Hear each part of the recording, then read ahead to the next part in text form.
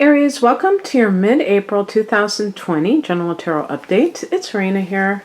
So happy birthday to any of you who are one of the later, well, yeah, I guess the last 10 degrees of Aries. Gosh, I can't believe we are so far into this. That is amazing. Okay.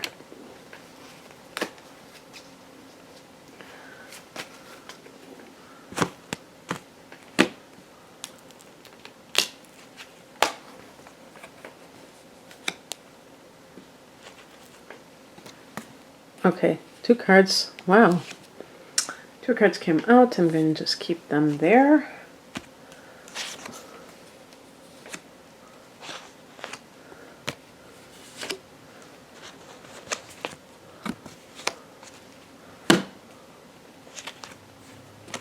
Okay, well, you got a few major arcana cards in this reading.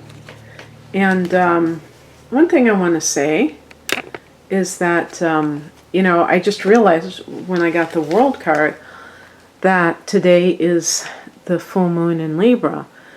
I'm recording this on April 7th. So because Libra is your opposite sign, there's an opposition between the sun and the moon.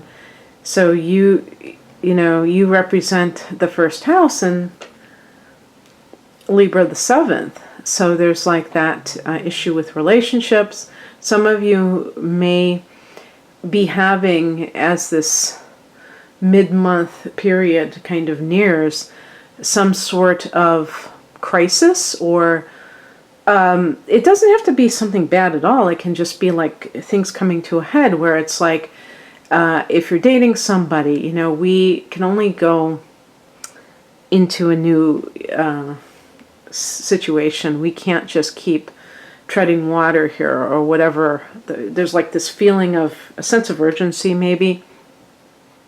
And even things coming to light about, the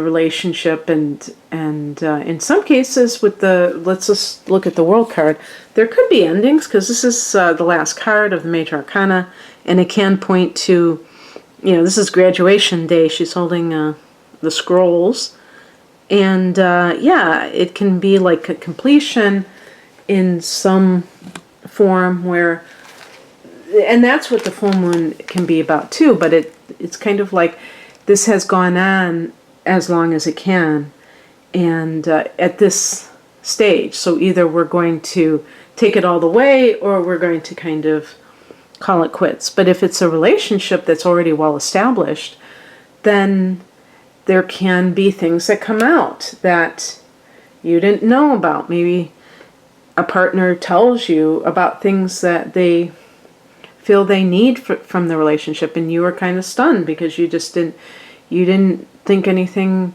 you thought everything was fine or whatever. And you kind of like get this understanding about what they're feeling, and you can take it from there, or maybe even in some cases go your separate ways or make an even greater commitment. I'm looking at the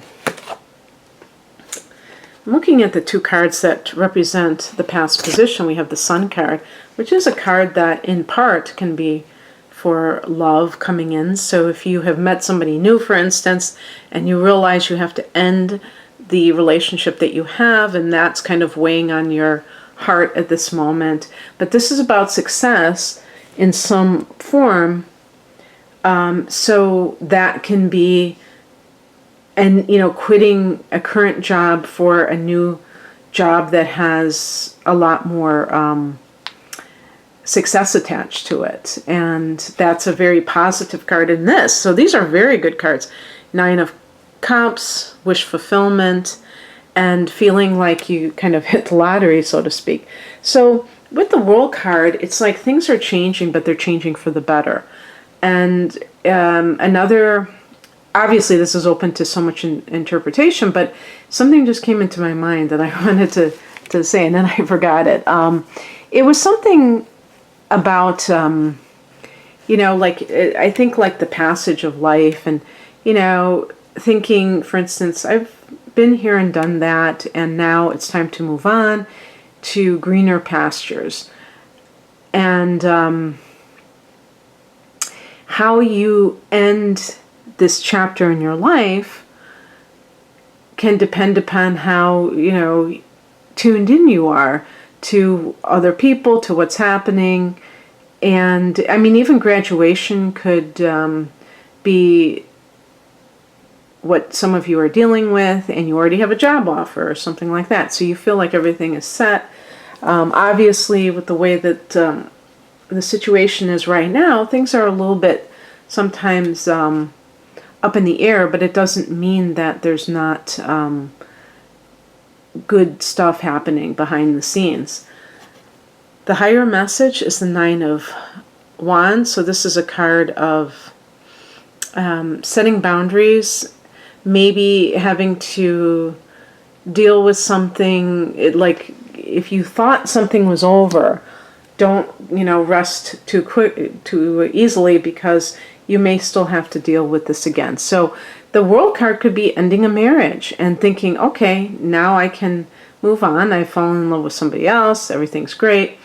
And then you find out that the other person is still trying to engage you, trying to, like if you have kids together, calling you on the pretense of wanting to talk about the kid or kids, and really they're just trying to keep in touch with you so that, they can keep tabs on you, and so that the two of you can get back together or something like that, where they really won't let go. They just are, I was going to say obsessed, hopefully not obsessed, but I mean, letting down your guard. Or if you are changing jobs and you think that you made this clean break and everything, and then you find out that somebody's trying to thwart you in some way, or they're trying to jerk you around with paperwork or whatever.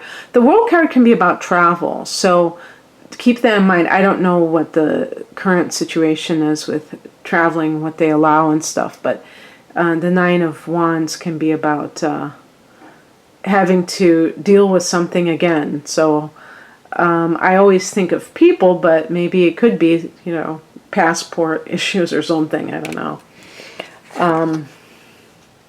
What crosses you is the Page of Cups.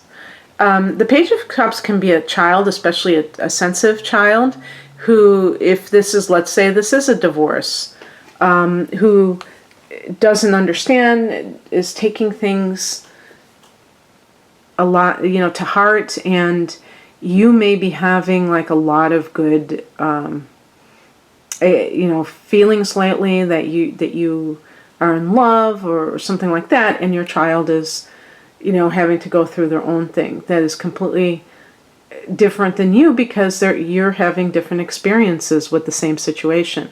The Page of Cups also can be a card of naivete.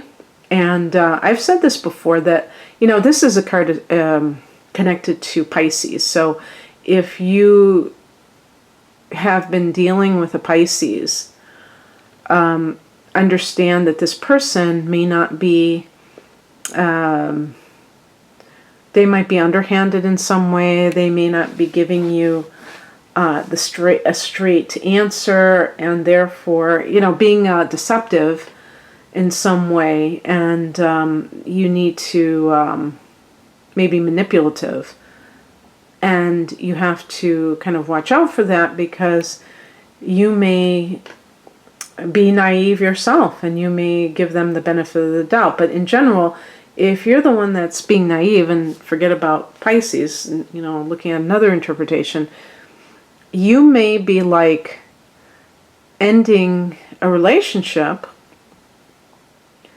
thinking that you have something better going on, and really not being,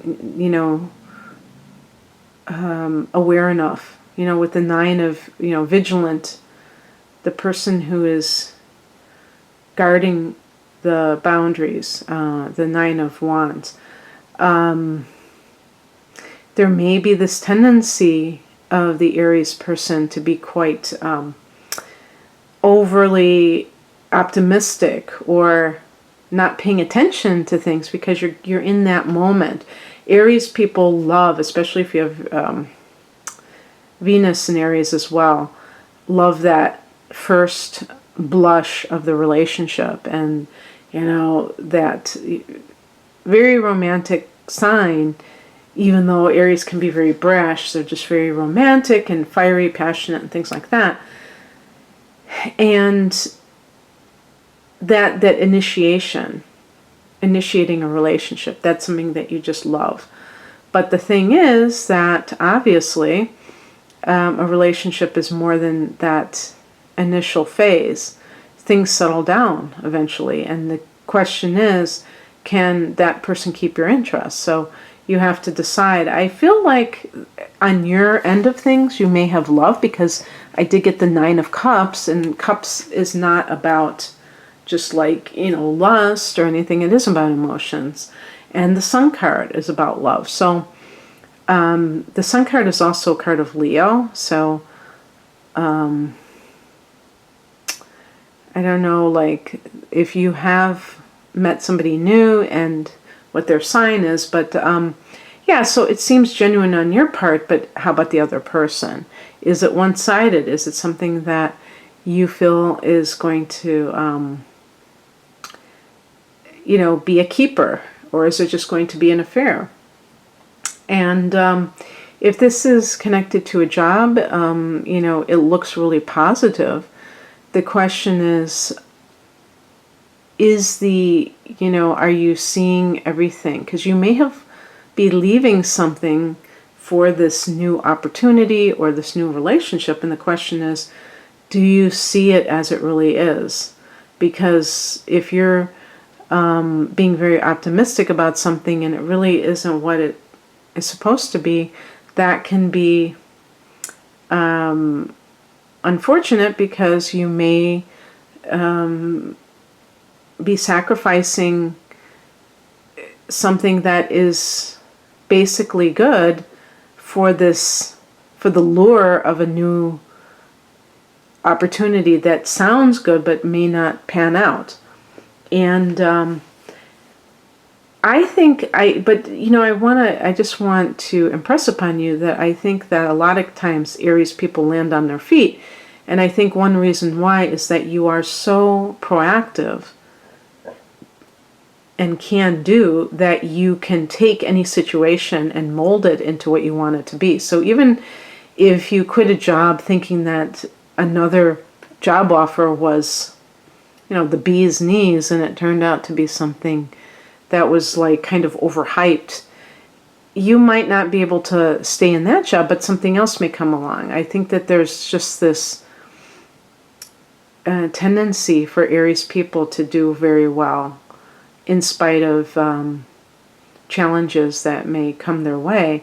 The challenges to me are usually self-inflicted, if you will, that they're coming from being too rash, making decisions too quickly without thinking them through. And like I said, overly optimistic, kind of just seeing the good side, but not seeing the pros and the cons. And then finding out after the fact that it really isn't for you. It's not something that really is suitable for you. But that's, like I said, it's not necessarily going to be the end of the world if that happens. But this could simply be that in any situation, because it does seem very positive, in any situation that you have to exercise a certain amount of discernment. Because if you, if let's say this is a relationship and you say, my relationship was just getting kind of dull, it was very boring, it didn't have that sense of kind of like, it didn't keep my interest anymore, I didn't feel that sense of passion, and so you end that relationship. What are you going to come into? It's like the Page of Cups, and this may be even like an astrological part of you, like maybe having Mercury in Pisces, because you could have that if you're an Aries person. And what that could mean is that you tend to wear rose-colored glasses, and or even like Venus in Pisces. So you have a tendency to kind of like think that a situation is the ultimate and then get disillusioned. Like if you have a hard angle, but even if you don't, I mean, that's the thing about having these inner planets in Pisces, is that they still can create a lot of illusion. I didn't, I kept going on and on about Pisces, and I realized I have this card that's connected to it. So there you go. Advice, or what's coming in, the Three of Pentacles. This is definitely good for financial gain, for a relationship that you can invest your energy in, and it might actually be substantial. I'm looking for another word, but you know what I mean. Something that is durable. I keep saying that word, and it sounds like I'm describing a washing machine, like a Maytag washing machine. But really, like I said, there may be that faction of Aries people who are very in and out of relationships and kind of hasty about it because you're easily bored and you're looking for novelty, or you're looking for that newness of it. And really, with the Three of Pentacles, this is the Architect's card. So it's really about having the desire to build something in your life. And I think that for a sign like Aries, it does take a while to even want that. So you might be well into your 30s before you even care about settling down. You might be like one of the most independent out of all the people that you know, your friends or what have you, when you're in your 20s and you're hardly ever at home.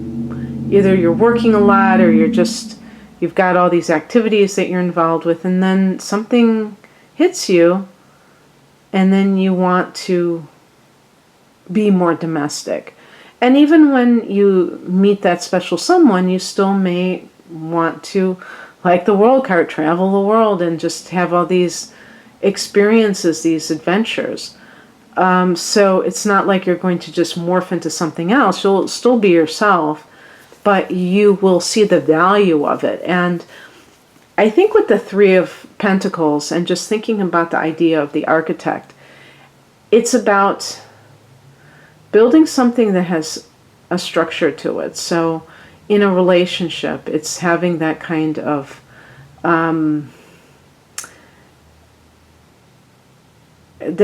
like back and forth with somebody where you really can rely on them and they can rely on you, and neither one of you are going to be kind of like in and out of the relationship, or kind of afraid to really be available for that person. There's going to be a lot of tendency to be much more present and committed. Commitment means you're all in. You're not just kind of like sitting on the fence. And so I think that can have a great effect if you can get into that mind frame or mindset where you value settling down, because it says to you, it's not about that you want to take all these naps every day or something like that. That's not necessarily settling down. It means somebody who is, they're tired of looking. I'm talking about specifically in a relationship, although it could relate to the workplace too. Tired of like just bouncing around and wanting to, once you invest your energy in something and you're willing to just keep doing it, as long as obviously the conditions are generally suitable, but you're going to find that there's that sense of roots, that sense of continuity, and I think that's super important. And that's, how I see this card, but it's also good for attracting money and things like that. And it may take, ending one job for you to get what you really deserve. It all depends on other factors, but this is kind of like, to me, looking towards the future. And the outcome is the Moon card, which is that there still may be things that you're not fully aware of. The Moon card is connected to Pisces, like I said. So again, if there is somebody who's a Pisces, I'm thinking that there's a certain immaturity in this person. It may be one of those situations where you can't, they're hard to pin down, but then when you end it, then all of a sudden you can't get rid of them. And you have to understand that, it's very crazy making, because you can't figure out somebody's motives for that. Like, are they trying to jerk me around? Are they just confused within themselves? And it's like, all of the above, I'm sure. And so if you have moved on in your life and you still have somebody who's trying to come back or engage you, the bottom line is that you have to make it very clear that you have moved on. And it isn't, about what somebody else wants. That other people don't get to decide, how you live your life. And so if somebody tries to manipulate you, guilt you, that kind of thing, you can see it for what it's worth, and then you can kind of not allow yourself to be in that position, because you have to, you're the only one who can put a stop to it. And sometimes it means not engaging with such a person. There may be mental illness, there may be an addiction with this person. The Moon card could be a timing card, full moon. So here, as I record this, like I said, we have this full moon. And it can bring things to light. It can bring things to an irrevocable ending. But if you are honest with yourself, and I think a lot of Aries people are pretty honest with themselves, you can see whether or not this is something that is actually for the best, and that you can actually experience some sort of closure, and you are able to move on.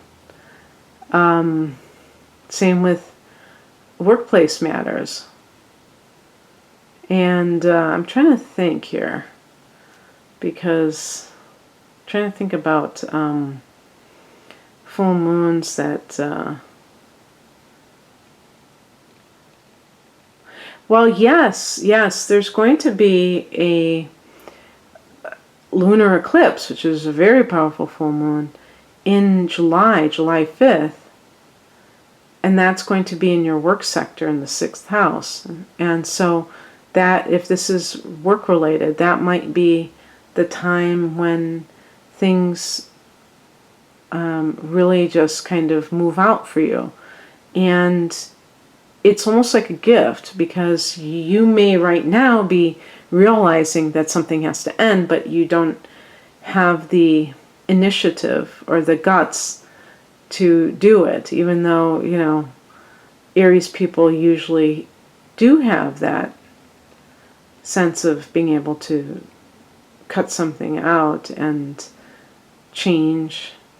I think that you have a lot of those abilities, but you still may find it hard to let go of something. And then this full moon makes it that much easier. So the other thing too is if you are an artist, somebody who is feeling like you're being kind of sucked dry from a job that may be on the dry side, in terms of its whatever it is. Let's say you're a great accountant or something, but you just feel like you have to express yourself creatively. This may be the time when you are able to embrace your creative gifts. The moon can be about creativity. And like I said, I got the sun in for the past position, and that's also connected to creativity.